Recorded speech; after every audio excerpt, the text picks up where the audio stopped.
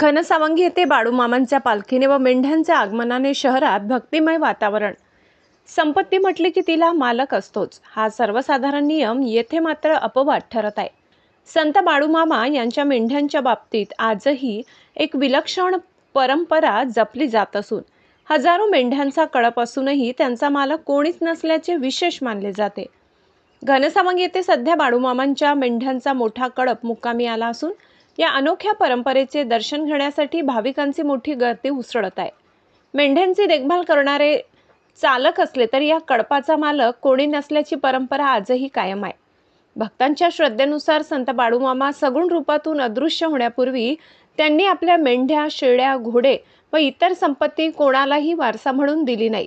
जमल्यास सांभाळ करा, समाजाला अन्न पाणी व भक्तीचा लाभ द्या, अन्यथा सर्व डोंगरात सोडून द्या, अशी त्यांची आज्ञा असल्याचे सांगितले जाते।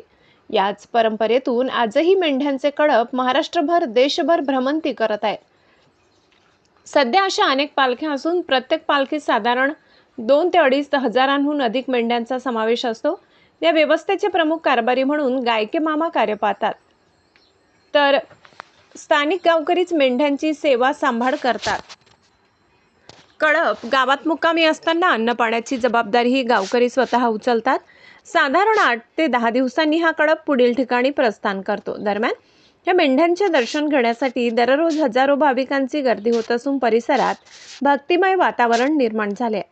सकाळ संध्याकाळ बाळूमामांच्या मूर्तीची आरती केली जाते। या आरतीला 2 ते 2.5 हजार भाविक उपस्थित राहतात। आरतीनंतर महाप्रसादाचे आयोजन करण्यात येत असल्याने भाविकांमध्ये उत्साहाचे वातावरण आहे।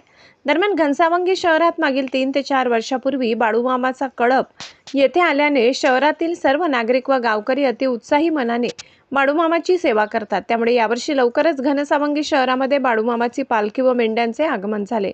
ST Marathi news Maharashtra, Santosh Tadpe, Ghansawangi.